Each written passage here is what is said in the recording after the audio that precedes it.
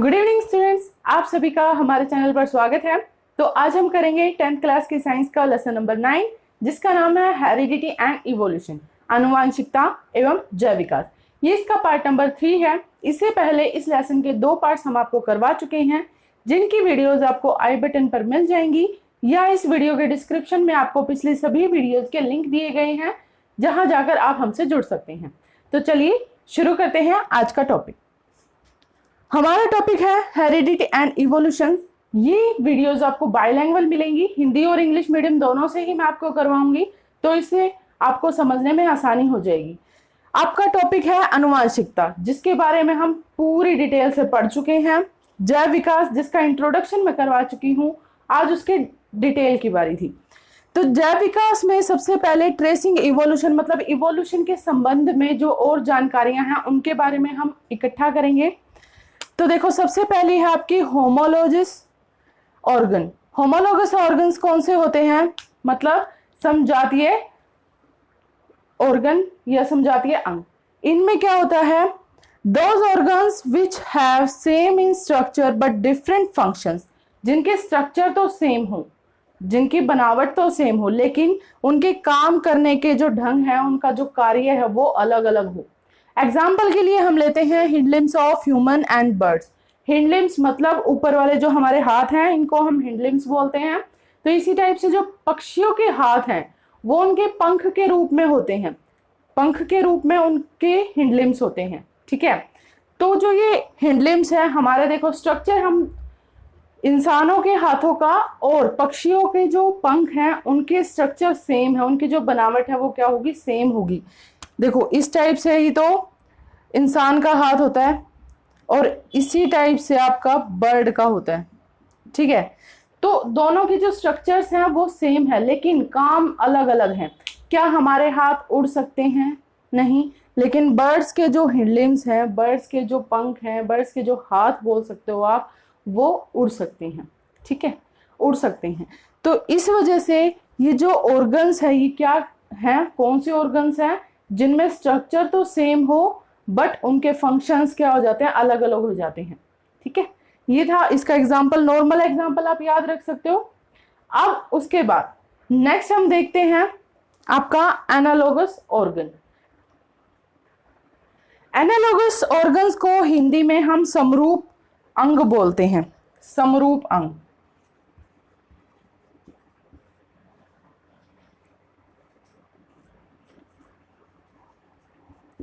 अब देखो, जैसा इनका नाम है समरूप, मतलब समान रूप। Analogous organs, those organs which have different structures but same function, मतलब जिनकी बनावट तो अलग अलग होती है, लेकिन उनका जो रूप है, उनका जो कार्य करने का ढंग है, उनका जो काम है, उनके जो फंक्शन है वो क्या है? समान होते हैं। ठीक है, वो अंग जिनका स्ट्रक्चर, बनावट अलग अलग हो परंतु कार्य एक जैसा हो, उसको आप क्या कहते हो? समरूप अंग, मतलब एनालोगस ऑर्गन्स। एग्जाम्पल हम इसके लेते हैं wings of birds and butterfly. देखो, विंग्स ऑफ बर्ड्स, पक्षियों के पंख और तितलियों के पंख दोनों काम एक करते हैं, उड़ने का काम करते हैं, लेकिन पक्षियों के पंखों का जो स्ट्रक्चर है वो अलग होता है। बटरफ्लाई के जो पंख है, तितलियों के जो पंख हैं, उनके जो स्ट्रक्चर है, उनकी जो बनावट है वो अलग होती है ना। तो बनावट अलग हो गई, लेकिन काम क्या हो गए? एक जैसे हो गए। तो उसको आप क्या बोलोगे? एनालोगस ऑर्गन, मतलब समरूप अंग। ठीक है, अब उसके बाद इन सब से रिलेटेड एक चीज करेंगे, मतलब एक क्वेश्चन है जो आपका समझना आपको बहुत ज्यादा इंपॉर्टेंट है, जो हिंदी और इंग्लिश मीडियम दोनों में ही आपके क्वेश्चन पेपर में भी आ सकता है। देखो, इवोल्यूशन एंड क्लासिफिकेशन, मतलब विकास एवं वर्गीकरण।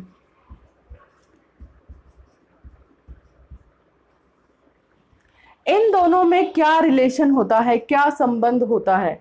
हम बोलते हैं भाई इसका हमने वर्गीकरण कर दिया, इसको क्लासिफाई कर दिया, इसको इवोल्यूट कर दिया, तो उन दोनों में क्या ऐसा रिलेशन है जो एक साथ हम इनको क्लासिफाई, मतलब एक साथ हम इनको रख सकते हैं? तो देखो, classification of species is reflection of their evolutionary relation. जब भी हम किसी भी जीव का, जब भी हम किसी भी प्रजाति का किसी भी प्रजाति का क्लासिफिकेशन मतलब वर्गीकरण करते हैं तो वह परछाई होती है किसकी? जैव विकास के संबंध की। ठीक है, जैव विकास के संबंध के आधार पर ही हम प्रजातियों का अलग अलग वर्गीकरण करते हैं। एग्जाम्पल के लिए जैसे ह्यूमंस हैं, ह्यूमंस आपको थोड़ा डिफरेंस मिल सकता है ह्यूमंस में अलग अलग, जैसे अफ्रीका के हैं और चाइना के हैं, तो उन दोनों में डिफरेंस है, उनकी बॉडीज में भी उनका थोड़ा फेशियल स्ट्रक्चर और भी बहुत सारी चीजें ऐसी है जिनमें आपको डिफरेंस मिलता है। ठीक है, लेकिन आप उसको क्लासिफाई करते हो, उनको वर्गीकृत करते हो किसके आधार पर? उसके इवोल्यूशन के आधार पर। भाई वो कहाँ से किस तरह से विकसित होकर आया है।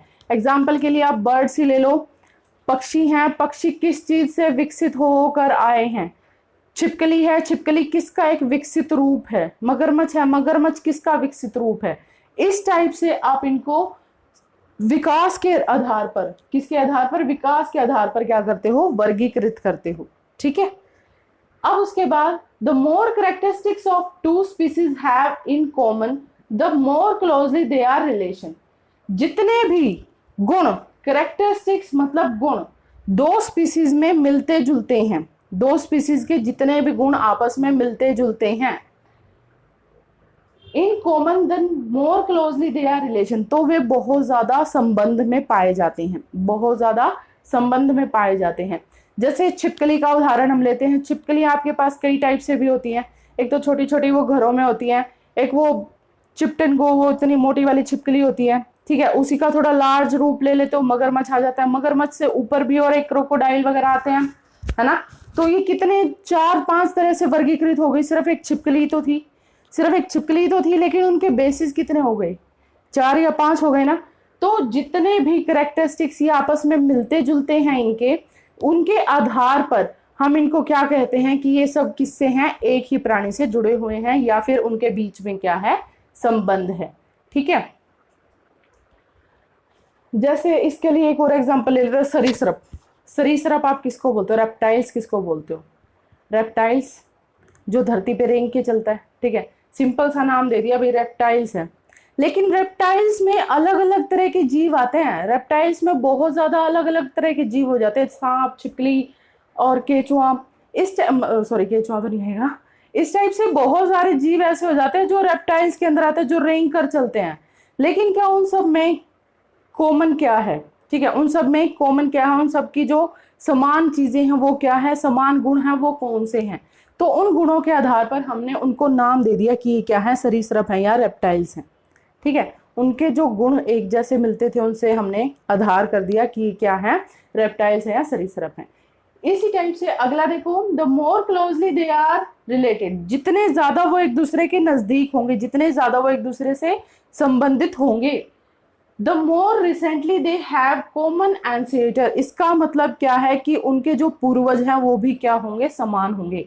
उनके जो पूर्वज हैं वो भी क्या होंगे? समान होंगे। जैसे बारहसिंगा है और हिरण है, बारहसिंगा और हिरण है, दोनों में कितनी समानताएं हैं? बस एक सींग को छोड़ के बारहसिंगा और हिरण में मोस्टली कॉमन चीजें हैं। ठीक है, मोस्टली कॉमन चीजें हैं, बहुत सारी समान चीजें हैं, समान उनके गुण हैं। तो इसका मतलब इससे हम क्या आधार लगाते हैं कि जो इनके पूर्वज हैं वो भी कभी ना कभी क्या रहे होंगे? समान रहे होंगे। ठीक है, वो भी पूर्वज कभी ना कभी एक जैसे ही रहे होंगे। एग्जाम्पल के लिए हम छोटा सा एग्जाम्पल लेंगे। ठीक है, तुम्हारा कॉमन फैमिली का एग्जाम्पल ले लेते हैं। देखो, एक था ए नाम का आदमी, उसके थे 2 बच्चे, बी, सी। बी के भी 2 बच्चे आ गए भाई, ई और एफ। सी के भी आ गए, जी और एच। ठीक है, अब इनके भी आगे 2-2, अब इनके भी आगे और 2-2। देखो कितनी बड़ी फैमिली बन गई एक इंसान से, है ना। अब जो ये वाला इंसान होगा, जो ये वाला इंसान होगा वो इस वाले इंसान से बिल्कुल अलग होगा, इस वाले इंसान से अलग होगा। क्यों? क्योंकि उनके बीच में क्या आए हैं? इनके बीच में थोड़े चेंजेस आए हैं। चेंजेस की वजह से ये और ये दोनों ही अलग अलग होंगे, है ना। इनके बीच में जो वेरिएशंस आई हैं, जो बदलाव आए हैं, उन बदलाव की वजह से जो ये वाला इंसान है और जो ये वाला इंसान है उनके बीच में बहुत ज़्यादा अलगाव होगा, विभिन्नताएं होंगी, लेकिन इनका पूर्वज तो एक ही है, इनका पूर्वज तो एक ही है ना। इसी टाइप से जो हिरण और बारहसिंगा का मैंने एग्जाम्पल लिया, उनमें जो समानताएं थी, उनकी समानताओं को हमने देखा है, उनके अंदर जो कॉमन कैरेक्टरिस्टिक्स थी उनको हमने देखा है, और इस बेसिस पे हम कह सकते हैं कि जो इनके पूर्वज होंगे, इनके जो पुराने वाले इंसान होंगे, पूर्वज होंगे, वो एक ही होंगे या एक जैसे होंगे। ठीक है। अब उसके बाद similarities among organisms allow us to group them together. जितनी ज्यादा सिमिलैरिटीज होती हैं, समानताएं होती हैं, उतने ही हम उनको एक ग्रुप के अंदर एक साथ रख सकते हैं। जैसे अभी वही पक्षी हैं, पक्षियों के लिए हमने एक ग्रुप बना दिया, उसके अंदर शाकाहारी पक्षी भी हैं, मांसाहारी पक्षी भी हैं, है ना। तो उनके अंदर सिर्फ एक गुण समान होता है कि भाई वो उड़ सकते हैं, ठीक है, लेकिन उसके आधार पर हमने उसको ग्रुप कर दिया, ग्रुप वाइज बना दिया कि ये पक्षी हैं। ठीक है, जैसे चील है, चील भी हमने पक्षी ले लिया, और छोटी सी चिड़िया है जो दाना चुगती है, वो भी पक्षी है। तो उन दोनों में डिफरेंस भी तो है, डिफरेंस भी तो कितना है, ताकत का है, ठीक है, और उसका रंग रूप का है, और उसकी बनावटों का है, कितने सारे डिफरेंस भी तो हैं, लेकिन समानताएं हैं। समानताओं के आधार पर हम जीवों को एक समूह में बना देते हैं, समानताओं के आधार पर हम जीवों का एक समूह बना देते हैं, जिसके ऊपर आगे स्टडी करना, मतलब जिसके ऊपर हमें खोजबीन करना आसान हो जाता है। अब वही पक्षियों वाली बात, सभी पक्षियों को मैंने एक समूह में रख दिया, मुझे पक्षियों के बारे में स्टडी करनी है, पक्षियों के बारे में नॉलेज लेनी है, तो मैं सीधा जाऊंगी और इंटरनेट पे या कहीं पर भी मुझे जो भी नॉलेज चाहिए तो मैं उसमें लिखूंगी बर्ड्स, नॉलेज अबाउट बर्ड्स। ठीक है, मैं ये नहीं लिखूंगी ना, किसी चिड़िया का नाम तो नहीं लिखूंगी, इस चिड़िया के बारे में नॉलेज। अगर उसका स्पेसिफिक नाम आपको पता होगा तभी लिखोगे, अदरवाइज तो अगर नहीं पता होगा तो क्या करोगे। ठीक है, तो सिर्फ एक ग्रुप के आधार पर हम उनके सभी के सभी गुणों के बारे में जान सकते हैं। ठीक है, अब ये तो था विकास एवं वर्गीकरण के बीच में जो रिलेशन है, वो भाई किस तरह से विकास और वर्गीकरण आपस में संबंधित होता है। विकास के आधार पर हम प्रजातियों को, सजीवों को या जीवों को वर्गीकृत कर सकते हैं, क्लासिफाई कर सकते हैं, अलग अलग कर सकते हैं। ठीक है, उनके पूर्वजों का पता लगा सकते हैं, उनके गुणों के बारे में देख सकते हैं, उनके जो इवोल्यूशंस हैं, भाई इवोल्यूशन कहाँ से कैसे क्या हो रहा है वो चेक कर सकते हैं। अब नेक्स्ट टॉपिक है आपका फॉसिल्स। फॉसिल्स आपका ट्रेसिंग ऑफ इवोल्यूशन का ही एक पार्ट है, बट इसको थोड़ा सा अलग लिखा गया है क्योंकि इसके बारे में इसमें थोड़ी डिटेल है। ठीक है, फॉसिल्स क्या है, जीवाश्म क्या है? The remains of and relics of dead organism of past. भूतकाल के सजीवों के बचे हुए हिस्सों को, शरीर के बचे हुए हिस्सों को हम क्या कहते हैं? जीवाश्म कहते हैं या फॉसिल्स कहते हैं। ठीक है, जीवाश्म रिमेनिंग पार्ट होता है शरीर का, किसी भी मरे हुए ऑर्गेनिज्म का, जीव का जो हमें मिलता है तो हम उसको क्या कहते हैं? जीवाश्म, फॉसिल्स कहते हैं। अब एग्जाम्पल के लिए हम जब पैदा हुए, मतलब इंसान जब बनने शुरू हुए, तो उस टाइम पे डायनासोर खत्म हो चुके थे। ठीक है, पुराने जो इंसान थे उनको तो पता ही नहीं था कि डायनासोर भी होते हैं, लेकिन जैसे जैसे साइंटिस्ट आए, साइंटिस्ट ने पता किया कि डायनासोर होते थे, और ये डायनासोर होते थे, और इतने बड़े बड़े होते थे। तो हमें कैसे पता चला वो डायनासोर होते थे? जब हमें धरती के नीचे से, मिट्टी के नीचे से उन डायनासोर्स के फॉसिल्स मिले, जीवाश्म मिले, उनके बचे हुए हिस्से मिले, उनसे हमें पता चला कि हमसे पहले यहाँ पर कौन से जीव थे, कैसे जीव थे, कितने बड़े थे, आकार उनका कितना था, या फिर वो किस टाइप के थे, मांसाहारी थे, शाकाहारी थे। ठीक है, इस टाइप से पता चला। तो जो फॉसिल्स थे वो क्या है? पुराने भूतकाल में, पुराने समय में जो जीव मरे हुए हैं उनके बचे हुए हिस्से जब हमें मिलते हैं तब हम उनको क्या बोल देते हैं? फॉसिल्स बोल देते हैं, जीवाश्म बोल देते हैं। एग्जाम्पल के लिए मैंने डायनासोर बता दिया आपको। ठीक है, और भी जो ये फॉसिल्स है ये काम क्या आते हैं? देखो, डायनासोर्स कई टाइप के होते थे, उड़ने वाले भी होते थे, धरती पे रेंगने वाले भी होते थे, चलने वाले भी होते थे। ठीक है, और पानी में रहने वाले भी होते थे। ठीक है ना, तो उनके जब हमें हिस्से मिले, उनके जब हमें जीवाश्म मिले, तब हमने उनको रिलेट किया आपके अभी के जो जीव जंतु हैं उनके साथ। ठीक है, मान लो कि हमें एक उड़ने वाले डायनासोर के अंग मिल गए, हड्डियां मिल गई, कुछ भी। ठीक है, तो उन अंगों को मैंने रिलेट करवाया जो हमारे आज के जीव हैं, पक्षी हैं, घोड़े हैं, हाथी हैं, इन सब के साथ मैंने उनको रिलेट करवाया, संबंधित करवाया। तो मैंने देखा कि जो उड़ने वाला डायनासोर था, उसके जो स्ट्रक्चर थे, उसकी जो बनावट थी, वो पक्षियों की बनावट की जैसी थी। तब हमने पता कर लिया। तो जो उड़ने वाले डायनासोर थे और पक्षी थे, उनके जब अंग एक जैसे मिले, तो हमें क्या पता चला कि जो डायनासोर हैं भाई वो उड़ भी सकते हैं। पहली बात तो हमें यही नहीं पता था कि जब हमने हड्डी निकाली कि वो उड़ भी सकते थे, लेकिन जैसे ही उनके अंग पक्षियों के साथ मिले तो मतलब वो भी उड़ सकते होंगे, जैसे पक्षी उड़ सकते हैं तो वो भी उड़ सकते होंगे, सिंपल सी बात है ना। तो इससे हमें पता चला भाई उड़ने वाले डायनासोर भी होते हैं, या पक्षी के जो पूर्वज हैं वो उड़ने वाले डायनासोर का विकसित रूप है। ठीक है, जो पक्षी हैं वो उड़ने वाले डायनासोर के विकसित रूप हैं। ठीक है, इस टाइप से हम पूर्वजों के बारे में आपस में संबंध बनाते हैं आज के जो सजीव हैं, आज के जीवों का। ठीक है, तो उनका जो संबंध बनाने के लिए जो हमारा सबसे महत्वपूर्ण पार्ट है वो है जीवाश्म, मतलब फोसिल्स। उड़ने वाले डायनासोर एग्जाम्पल के लिए टेरोसोरस हम ले सकते हैं। ठीक है, और पानी वाले डायनासोर का जो विकसित रूप है हम उसको मगरमच्छ या क्रोकोडाइल बोलते हैं। ठीक है, क्रोकोडाइल, या फिर और वो बड़ा वाला मगरमच्छ होता है एक, उसको उसका जो नाम वो मसीसोसॉरस, पानी वाला जो डायनासोर है वो मसीसोसॉरस था, जो मतलब आगे अब ड्रैगन उसके मगरमच्छ के रूप में है ना। तो ये सब क्या है, ये जो पुराने हिस्से हमें उन जीवों के मिले हैं वो सब क्या है, फोसिल्स हैं, जीवाश्म हैं। ठीक है, अब इनके बारे में हमें कैसे पता चलता है कि ये कितने पुराने हैं। सबसे पहली बात तो जितने ज्यादा अंदर खुदाई की गहराई में होगा ना, जितना ज्यादा गहराई में वो फॉसिल मिलेगा, इसका मतलब वो सबसे ज्यादा पुराना है। ठीक है, जितना ज्यादा गहराई में फॉसिल मिलता है इसका मतलब वो सबसे ज्यादा पुराना है। दूसरा, एक टेक्निक है C4 डेटिंग की, C14 डेटिंग। ठीक है, C14 डेटिंग मतलब रेडियो कार्बन डेटिंग। इसके अंदर क्या किया जाता है, जो आपको फॉसिल्स मिले हैं उनके आइसोटॉप्स का, उनके समस्थानिकों का आज सेम एलिमेंट के समस्थानिकों के साथ रेशियो करवाया जाता है।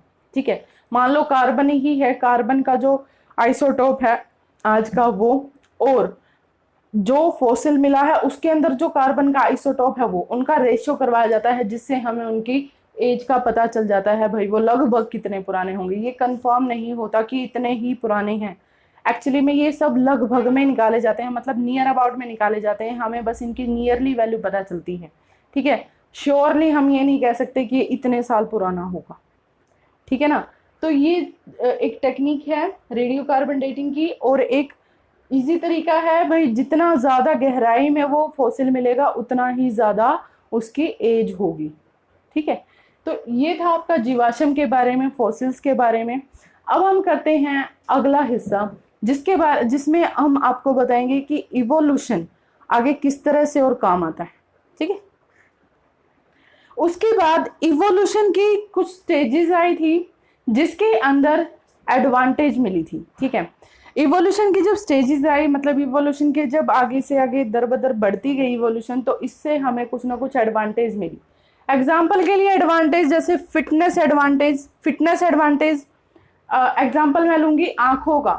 ठीक है, पहले बड़ी बड़ी आंखें होती थी, जो कीट थे, इंसेक्ट्स थे, उनकी थोड़ी कॉम्प्लेक्स आईज होती थी, लेकिन अब देखो, अब जो है इंसेक्ट्स की रेडिएंट आई होती है, मतलब बहुत ज्यादा सिंपल सरल आंखें होती हैं। ठीक है, ह्यूमन है, बंदर की आंखें आपने देखी हैं कैसी होती हैं, लेकिन ह्यूमन की आंखें देखो कैसी होती हैं। तो दोनों में डिफरेंस आया। डिफरेंस किसकी वजह से आया, इवोल्यूशन की वजह से आया, और उससे हमें एडवांटेज मिली क्या, फिटनेस की एडवांटेज। ठीक है, क्या विशेषता मिली हमें, फिटनेस की विशेषता मिली है। ठीक है, इसके लिए मैंने एग्जांपल लिया है आंखों का जो विकास हुआ है उसके बारे में। आंखों के विकास में ह्यूमन के अंदर 2 आंखें हैं। ठीक है, और एग्जाम्पल जैसे बंदर वाले ही लिया था मैंने, बंदर की आंखें और ह्यूमन की आंखें कितनी अलग होती हैं, उनमें एडवांटेज कितनी ज़्यादा होती है ह्यूमन की आंखों में बंदर की आंखों से, है ना। तो उसके बाद है फंक्शनल एडवांटेज। फंक्शनल एडवांटेज मतलब काम करने की क्षमता। काम करने की क्षमता में भी हमारे पास बहुत ज़्यादा वृद्धि आई है, बहुत ज़्यादा आपको एडवांटेज मिली है, ठीक है। फंक्शनल एडवांटेज एग्जाम्पल के लिए जैसे इवोल्यूशन ऑफ फीदर, पंखों के इवोल्यूशन, ठीक है। कार्य क्षमता में वृद्धि,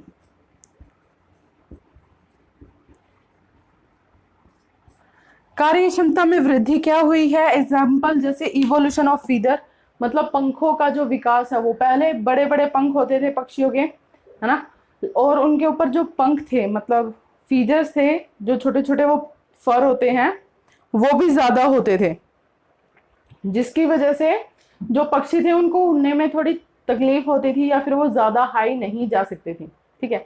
लेकिन आज के जो पक्षी हैं उनके देखो पंख भी थोड़े छोटे हो गए, लेकिन वो उड़ने में भी सक्षम है। कुछ जीव ऐसे थे जिनके पंख तो होते थे लेकिन वो उड़ नहीं सकते थे, ठीक है। आज वो जीव ऐसे हैं कि उनके पंख भी है और वो उड़ भी सकते हैं। तो काम करने में हमारी वृद्धि हुई है, काम करने में हमारी वृद्धि हुई है। जैसे ह्यूमंस हैं, ह्यूमंस पहले हाथ और पैर दोनों के बल चलते थे, ठीक है, लेकिन आज हम सिर्फ पैरों के बल पे चलते हैं और हाथ हमारे और कामों में लगे हुए हैं, ठीक है। हमारे अंदर ये देख लो काम करने की कितनी क्षमता बढ़ी है हमारी। कहाँ हम एक बंदर के रूप में थे, बंदर क्या कर सकता है, ज्यादा से ज्यादा उछलेगा कूदेगा खाएगा पिएगा सो जाएगा, लेकिन आज हमें देखो ह्यूमन विकासशील हुआ है, ह्यूमन के अंदर इवोल्यूशन हुआ है, तो ह्यूमन कितना सारा एडवांटेज ले रहा है अपनी इवोल्यूशन का, है ना, अपने विकास का कितने ज्यादा एडवांटेज ले रहा है। तो ये क्या है आपके फंक्शनल एडवांटेज। इस टाइप से आपके पास इवोल्यूशन के और भी बहुत ज्यादा एडवांटेज आई है, जैसे स्ट्रक्चरल एडवांटेजेस हैं, ठीक है, जो ज्यादा हैवी होते थे वो अब लो वेट में हैं, या फिर जो ज्यादा लो वेट थे वो जो थोड़ा हैवी हैं, और पहले बड़े बड़े होते थे अब वो थोड़े छोटे साइज के जीव हैं, लेकिन जो छोटे जीव थे उनका साइज थोड़ा बड़ा हो गया। जैसे जिराफ की गर्दन, उसकी गर्दन छोटी थी लेकिन इवोल्यूशन के बाद वो गर्दन बड़ी हो गई। अब देखो उसको कितना फायदा, वो पेड़ों पे से आराम से पत्ते खा सकता है, ठीक है। तो ये जो इस टाइप से इवोल्यूशन है वो स्टेज बाय स्टेज होती रही। इवोल्यूशन कभी भी, जैव विकास कभी भी एकदम से नहीं होता, ये दर बदर थोड़ा थोड़ा थोड़ा थोड़ा हर एक जीन में होता है, हर एक स्टेप पर होता है, ठीक है। और जब स्टेप बाय स्टेप वेरिएशन आता है, स्टेप बाय स्टेप दर से दर, ठीक है, बदलाव आता है, तब बहुत सारे बदलाव को इकट्ठा करके अगर हम देखें तो आपका एक पूरा न्यू स्पीसीज या न्यू एवोल्यूशन तैयार होता है। एग्जाम्पल जैसे देखो मैं हूं, मैं मेरी मम्मी जैसी नहीं हूँ, ठीक है, उनसे थोड़ी अलग हूँ, कलर में, हाइट में, और भी बहुत सारे कामों में उनसे थोड़ा सा अलग हूँ। अब जो मेरे बाद आएगी मेरी गुड़िया वो मेरे से अलग होगी, और अब मेरी मम्मी से तो वो बिल्कुल अलग होगी। उसके बाद जो उसकी बेटी आएगी वो हम तीनों से अलग होगी, है ना। उसके बाद जो उसकी बेटी आएगी वो हम चारों से अलग होगी। तो देखो वो जो चौथी बेटी आई है वो मेरी मम्मा से कितनी अलग हो गई, बिल्कुल डिफरेंट, कलर में, हाइट में, वेट में। क्या हम बोल सकते हैं कि इनसे रिलेटेड होगी कभी, ठीक है। वो मैंने इंसान वो बताया था आपको, ए है, ए की प्रजाति आई थी, नीचे पूरी फैमिली तैयार हो गई थी उसकी। उन दोनों के बीच में कोई कंपैरिजन नहीं था, मतलब हमें लगता ही नहीं था कि वो सब ए से निकले होंगे, है ना। तो ये जो है ये किस चीज के एग्जाम्पल है, इवोल्यूशन बाय स्टेजेस के एग्जाम्पल है। मतलब जो आपका जैव विकास है वो थोड़ा थोड़ा करके आगे तक होता रहता है, पीढ़ी दर पीढ़ी होता है, एकदम से किसी पीढ़ी के अंदर नहीं आता, ठीक है। अब चलो इसके बारे में हम और करते हैं। अब उसके बाद है इवोल्यूशन बाय आर्टिफिशियल सिलेक्शन, मतलब कृत्रिम चयन द्वारा भी जैव विकास हो सकता है। इवोल्यूशन बाय आर्टिफिशियल सिलेक्शन और मॉलिक्यूलर फाइलोजेनी, ये सब क्या है आपके इवोल्यूशन के टाइप्स हैं। भाई इवोल्यूशन किस प्रकार से हो सकते हैं, ठीक है। पहला है आपका आर्टिफिशियल सिलेक्शन, मतलब कृत्रिम चयन। कृत्रिम चयन द्वारा हम किसी भी चीज को इवोल्यूट करवा सकते हैं। एग्जाम्पल के तौर पर हम लेते हैं गोभी का एग्जाम्पल। गोभी का एग्जाम्पल बहुत कॉमन है। देखो सबसे पहले गोभी सिर्फ एक जंगली घास के रूप में थी, घास के रूप में देखी जाती थी, पालक है, ये सब एक घास के रूप में देखी जाती थी और कुछ नहीं था। तो इंसान ने क्या किया, उस गोभी को, जंगली गोभी को उगाना शुरू कर दिया। ठीक है, जंगली गोभी को उगाना शुरू कर दिया, उसमें चेंजेस लाने शुरू कर दिए। भाई जैसे मटर के पौधे हमने चेंज करवाए थे ना, मटर के 2 पौधों को हमने हाइब्रिड करवाया था और तीसरे अलग टाइप का पौधा निकल गया था। तो इसी टाइप से गोभी को जैसे जैसे आगे विकास करवाया गया गोभी का, मानव द्वारा, किसके द्वारा करवाया गया, मानव द्वारा, खुद नहीं हुआ उसका, मानव द्वारा करवाया गया। तो उस तरह से गोभी के अलग अलग रूप आपके सामने आते चले गए। ठीक है, गोभी आपको पता है कितने तरह की होती है, फूल गोभी है, पत्ता गोभी है, लाल गोभी है, गांठ गोभी है, ठीक है, और भी ब्रोकली है। इस टाइप से बहुत सारी जो गोभियां हैं वो इंसान की वजह से विकसित हुई हैं।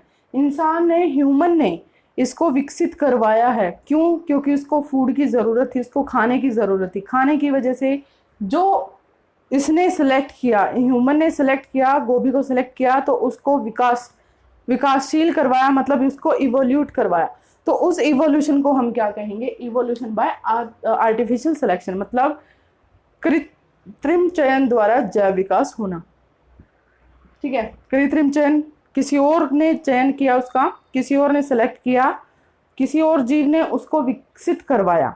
ठीक है, किसी और जीव ने उसको क्या करवाया, विकसित करवाया।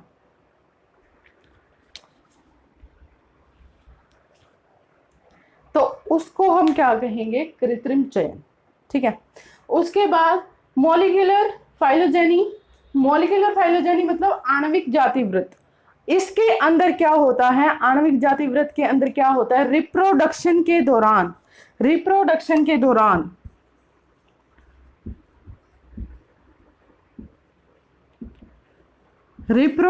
दौरान डीएनए में चेंज आता है। ठीक है, रिप्रोडक्शन के दौरान डीएनए में चेंज आ जाता है। तो इस डीएनए में चेंज आपका लिटिल होता है, थोड़ा होता है। ये तो एकदम से चेंज देखा जा सकता है, क्यों? क्योंकि ये आर्टिफिशियल है। जैसे आर्टिफिशियल का एक और एग्जांपल लेते हैं, खच्चर आपने सबने सुना होगा। ठीक है, रेडी वगैरह पे यूज करते हैं, बग्गी वगैरह पे भी यूज करते हैं खच्चर। वो क्या होता है, घोड़े और गधे का मिक्सचर होता है। ठीक है, घोड़े और गधे का मिक्सचर होता है खच्चर। तो इसी टाइप से जो गोभी है, ब्रोकली भी आपका फूल गोभी और पत्ता गोभी या फिर गांठ गोभी का मिक्सचर थी। और लाल गोभी भी एक दूसरा मतलब फ्लावर और पत्ता गोभी का मिक्सचर थी। तो इस टाइप से जो ये मिक्सचर करवाए थे, ये इंस्टेंट थे, जल्दी ही इनका जो इवोल्यूशन था वो रिजल्ट आ गया था, मतलब इनका रिजल्ट था वो फास्ट आ गया था। ठीक है, रिजल्ट बहुत जल्दी मिल गया था आपको इसका।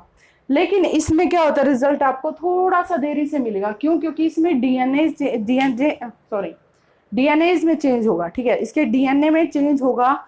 डीएनए की में चेंज हमेशा आपको पता है, जैसे मैंने अभी पीछे करवाया था स्टेजेस बाय स्टेजेस में, कि बहुत छोटा होता है, बहुत थोड़ा होता है। वो भी किसके दौरान होता है, रिप्रोडक्शन के दौरान। ठीक है, तो इसका जो रिजल्ट होगा वो थोड़ा लेट रिजल्ट होगा। इसमें जो इवोल्यूशन का रिजल्ट होगा वो थोड़ा सा लेट होगा। एक प्रॉपर चेंज आपको कई पीढ़ियों बाद देखने को मिलेगा। ठीक है, तो ये थे आपके इवोल्यूशन के टाइप्स। पहला कौन सा था, आर्टिफिशियल सिलेक्शन था। भाई किसी और ने आर्टिफिशियली तरीके से इसको इवोल्यूट करवा दिया। एग्जाम्पल के लिए जैसे घोड़ा, गधा और खच्चर ले सकते हो। दूसरा था मॉलिक्यूलर, आणविक जातिवृत्त। इसके अंदर रिप्रोडक्शन के दौरान खुद ब खुद नेचुरली इसमें चेंज आते हैं, नेचुरली इसका विकास होता है। किसकी वजह से, डीएनए में चेंज की वजह से। ठीक है, ये 2 टाइप थे आपके इवोल्यूशन के। अब हम करते हैं ह्यूमन इवोल्यूशन। ह्यूमन में किस तरह से, कैसे इवोल्यूशन हुआ था।